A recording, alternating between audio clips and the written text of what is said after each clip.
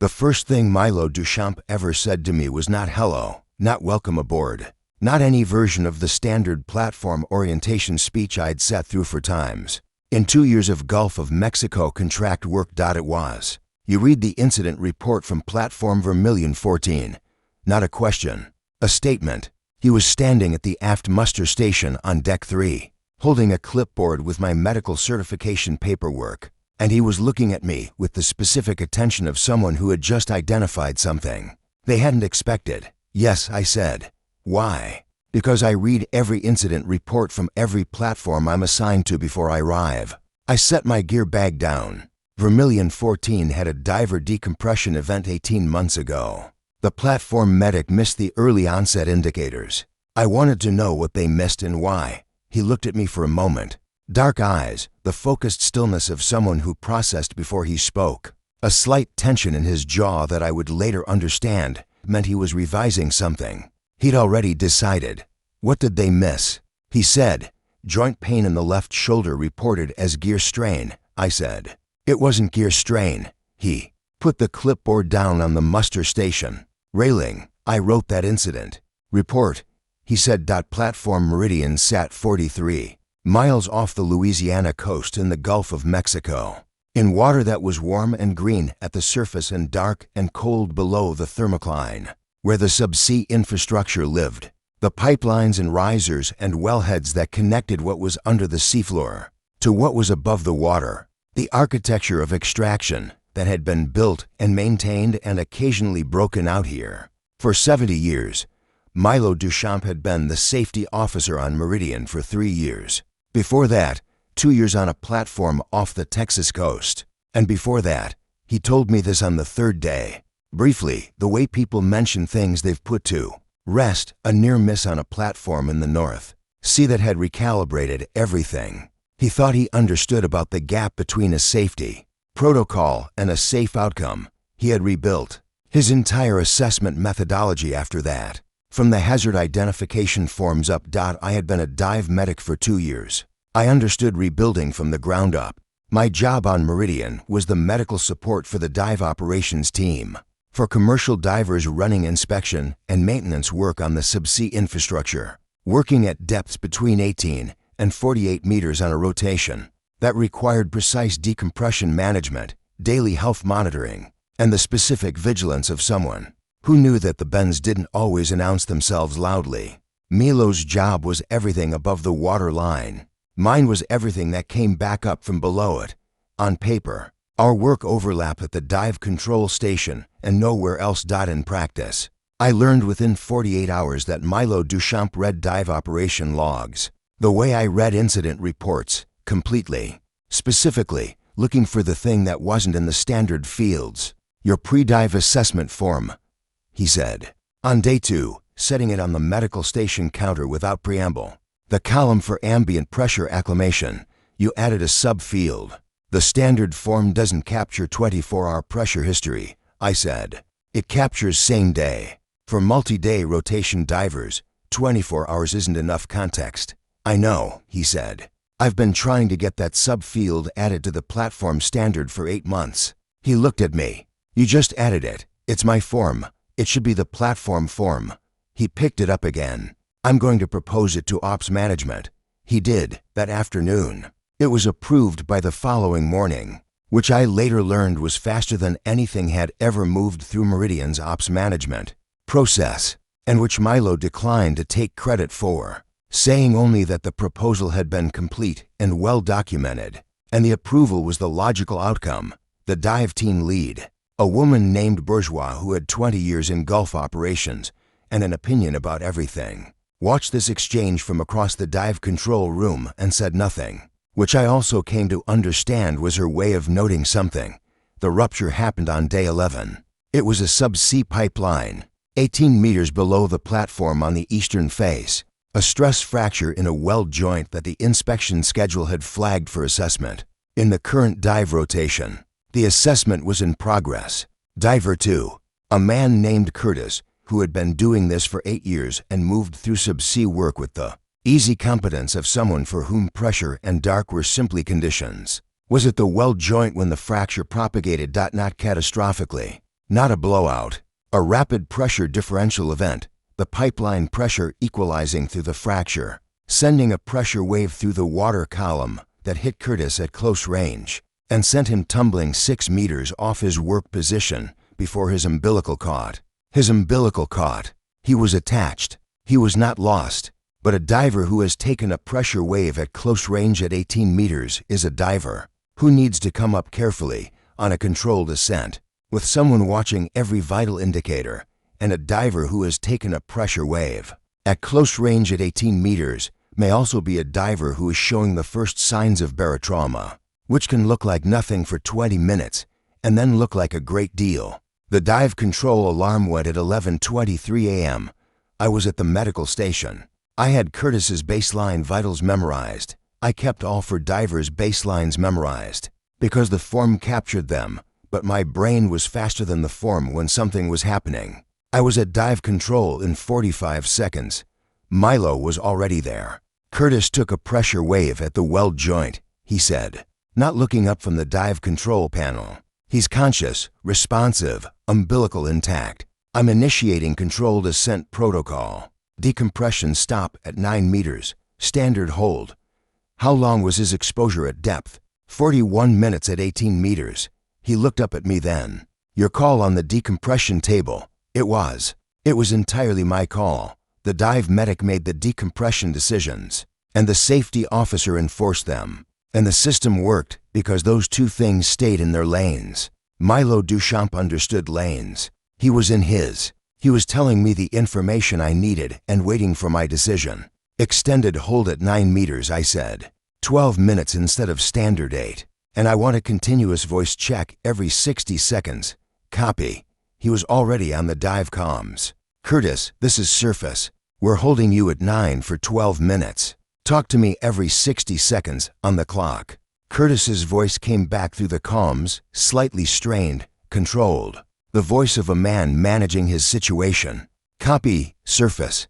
60-second check. I'm good. Left shoulder is sore. I looked at Milo. He looked at me. Left shoulder, sore. Curtis, I said. Stepping to the comms panel. This is the medic. The shoulder soreness. Is it a dull ache or sharp? A pause. Dull, like I slept on it wrong. On a scale of 1 to 10. 3, maybe 4. Dull ache. Left shoulder, for out of 10. 18 minutes post-exposure to a pressure wave at 18 meters. This was not gear strain. This was not sleeping wrong. This was the exact symptom presentation that the Vermilion 14 medic had missed 18 months ago. The one I'd read about in the incident report in my hotel room in New Orleans the night before I boarded the crew boat to Meridian. I had read that report because I wanted to know what they missed. Milo, I said, I'm changing the decompression protocol. Extended hold at 9 meters to 20 minutes. Additional stop at 4 meters for 15. I need the recompression chamber prepped, not a question. A decision. Chamber is prepping, Milo said. He was already on the radio. He didn't ask why. He didn't ask me to justify it. He heard the tone in my voice and moved. That was the moment I understood something about Milo Duchamp that the incident report and the added form, subfield and the ops management approval had been building toward, but hadn't yet stated directly. He trusted my read. Curtis came up on the extended protocol. 20 minutes at 9 meters, 15 at 4. Slow and controlled and talking to me every 60 seconds. The shoulder pain holding at 4 and not climbing, which was the number I needed it to stay at. When he broke the surface and I got my hands on him, gloves off, actual assessment, running through the neurological check with the focused speed of someone who had done this in training and hoped never to do it for real. The shoulder was tender at the AC joint. The pain pattern consistent with mild type 1 decompression sickness, which was manageable, which was not the other kind. We put him in the recompression chamber at 12:47 p.m. At 2:15. He was out. Shoulder pain at 1 out of 10. Neurological assessment clean, vitals stable. He looked at me from the chamber exit and said, "You caught it early." In the voice of someone who understood what early meant in this context. "You reported it accurately," I said. "That's what made it catchable." He nodded. He went to the medical bunk to rest, which I'd prescribed for the remainder of the day. and Bourgeois walked him there personally, which told me everything about how the dive team felt about Curtis and about the afternoon. Milo was at the dive control station, completing the incident documentation. I sat down across from him. The shoulder report, he said, without looking up. You identified it in real time. I read the Vermilion 14 report, I said. I know. He looked up. But reading a report and applying it under pressure, in real time, on a different platform with different variables, that's not the same thing. It's the same symptom. The Vermilion medic had read incident reports too, he said. They all do. That's not what made the difference. I looked at him. What made the difference? You had a baseline, he said. Not just his vitals, you had his baseline. You knew his shoulder wasn't a recurring complaint. You knew it was new. He set the pen down. You keep all for divers' baselines memorized. The form is slower than my head in an emergency. I know. He held my gaze. I've been watching you run baselines in your head since day 2. I didn't say anything because I didn't want to. He paused, choosing the word. Interrupt the process. He had been watching me for 9 days. I had been watching him for 9 days. The Gulf was doing what the Gulf did in November, gray-green. Swells at 4 feet. The horizon line somewhere out past the platform lights in the direction of a Louisiana coast. That was 43 miles away and felt, out here, like a different world. The platform moved on its moorings the way platforms moved, a constant, micro-degree sway that you stopped noticing after day 3 and started noticing again when you were sitting still and paying attention to something other than work. I was paying attention to something other than work. The subfield proposal, I said. You had it ready. It moved through ops management in 1 day. I'd been drafting it for 8 months, he said. Your form gave me the complete version. You were waiting for someone to get there independently. He looked at me for a moment. The Gulf moved under us. I was waiting to see if anyone would, he said. There's a difference. I understood that distinction. I understood it the way I understood the difference between a dull ache and a sharp one. Precisely. Physically, in the way that mattered. New Orleans, I said. It wasn't a question exactly. Born there, he said. Grew up in the Tran. My father was a longshoreman. My grandfather was a dock worker. He looked at the Gulf. The water's been the job for 3 generations. I just moved it offshore. Do you go back? Every rotation break. He turned back to me. You? I came to New Orleans for the contract work, but I stayed in the city between rotations. I looked at my hands on the dive control console. I've been there 8 months. I haven't left yet. Why not? It was a personal question. He knew it was a personal question. The incident documentation in front of him didn't ask why not. The food, I said. And he laughed, a real one, brief and warm. The first one I'd heard from him. And it did something to the ambient temperature of the dive control room that I chose not to examine too carefully. Specific answer, he said. It's a specific city. I held his gaze. Also the music. Also the light on the river in the morning. Also, I stopped. Also, he said. I haven't figured out the rest yet, I said. I'm still collecting data. He looked at me with the focused stillness he brought to everything that required his full attention. And there was something in it. The same thing that had been in it since the Vermilion 14 statement. Since the subfield. Since your call on the decompression table. That was not purely professional and had not been for a while. Data takes time, he said. It does. I agreed. Some of it can only be collected in person. That's generally true of the most important data. The Gulf moved. The platform lights came on as the dust dropped, throwing amber across the deck and out over the water. And the specific quality of a Gulf evening settled in, thick, warm even in November. The smell of salt and crude and the wide-open nothing of deep water in all directions. Rotation break is in 6 days. Milo said, I know a place in the Tran that does a Sunday jazz brunch. That's been running since 1987 and has survived 4 hurricanes and has the best biscuits in Louisiana.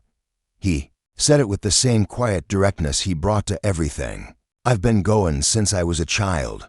I haven't taken anyone in a long time.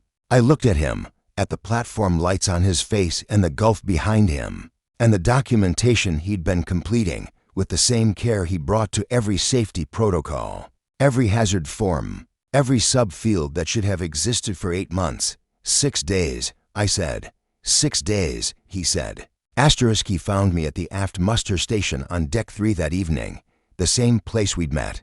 The same deck, the clipboard long gone. He had 2 coffees from the galley and handed me one without asking, which was either presumption or the kind of attention that already knew the answer. And I'd come to understand that with Milo, it was never the first thing. We stood at the railing in the dark with the Gulf doing its slow work around us and drank the coffee, which was not good. Platform coffee never was, and neither of us said anything for a while because neither of us needed to. You okay? He said, eventually. I looked at the water. Yeah, I said. I keep being. Something in his expression, the careful stillness, opening a fraction. The way a pressure differential equalizes when the conditions are right. Me too, he said. His hand found mine on the railing, unhurried. Certain, the same steadiness he'd brought to every decision since the alarm went at 11:23 a.m. Not dramatic, just placed, the way you place something when you know where it goes. The Gulf was enormous and dark in all directions, and the platform lights made a small warm circle in the middle of it, and inside that circle 2 men stood at a railing with bad coffee and 43 miles of water between them and the shore, and it was enough. 6 days later, the crew boat docked at Port Fortune at 0700. New Orleans was 90 minutes up Highway 1. Milo drove a truck that smelled like cedar and saltwater, which was exactly what I'd have predicted, and the Louisiana coastal plain went past the windows, flat and green and threaded with water. The land and the Gulf not quite sure where one ended and the other began out here. Trem, I said. When we hit the city limits and the skyline appeared, low and specific, not trying to be anything other than what it was. Trem, he confirmed. The Jez brunch place was on a corner I didn't know. A shotgun building painted deep red with a hand-lettered sign and a line out the door. That Milo navigated us to the front of with the easy familiarity of someone who had been coming here since childhood. The owner, a man named Gerald who had his grandfather's eyes and his grandmother's recipe for biscuits, according to Milo, delivered with complete seriousness, shook Milo's hand and looked at me and said, in the warm, direct way of someone who had known this man for 30 years, about time. Milo said nothing, but the back of his neck went very slightly warm.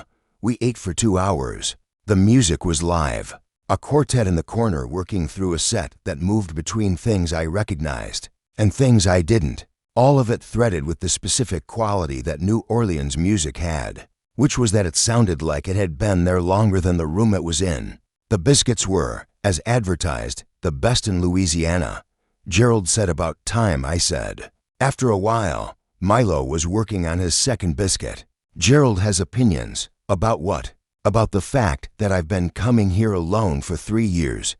He said it evenly, without self-pity, just information. He's mentioned it periodically, and now you're not alone, and now I'm not alone. He looked at me across the table. The New Orleans morning light came through the front window, warm, angled, the specific gold of a Louisiana November morning that had no equivalent anywhere else I'd been. It fell across the table between us and across his face, and I thought about platform lights and amber deck glow and a man who had been watching me run baselines in his head for 9 days and hadn't interrupted the process. The data, he said, the kind that can only be collected in person. I said, is it sufficient? I looked at him, at the 3 years of rebuilt methodology, and the subfield that should have existed 8 months ago and the ops management approval that moved in 1 day and the recompression chamber that was prepping before he asked why. At a man who wrote an incident report about a diver he couldn't save and spent 18 months making sure the next medic who read it would know exactly what to look for getting there. I said. His hand moved across the table, the same unhurried certainty, the same precision, and settled over mine in the New Orleans morning light, warm and still. You okay? I said. He looked at me, the full attention. Yeah, he said. I keep being. Me too. Outside, the Tran was doing what it did on a Sunday morning. Music from somewhere. The smell of chicory coffee and sweet olive. The particular layered light of a city built below sea level. that had decided anyway to be extraordinary. Milo's thumb moved once across my knuckles, and Gerald brought more coffee without being asked, and the quartet played something slow and certain that sounded like everything in the city, like it had always been there and always would be. The following spring, Platform Meridian's dive operations manual was updated to include the revised decompression monitoring protocol, the one that incorporated 24-hour pressure history, the memorized baseline system, the extended holds for pressure wave exposure events. The protocol was co-authored by the platform safety officer and the dive medic. It was adopted by 3 other Gulf platforms within 4 months. Milo texted me from the Meridian comms room on the day the adoption notice came through. 3 platforms. The data holds. I was in the New Orleans apartment we'd split the lease on in February. The one on Esplanade Avenue with the courtyard and the sweet olive tree and the ceiling fans. That ran from March through October, and the morning light that came in low and gold from the east. Of course it holds. I texted back. It was built right. He replied in 30 seconds. It was built with the right data. And then, a minute later, Gerald asked if you're coming Sunday. Tell Gerald yes. I typed. Tell Gerald I've been coming since February, and I don't plan to stop. He knows, Milo replied. He says it was about time. I put my phone down in the New Orleans morning light and looked out the window at the courtyard, where the sweet olive was doing its quiet, persistent thing, and I thought about pressure differentials and baseline vitals and the specific weight of information that only became available in person, and I found that I had everything I needed.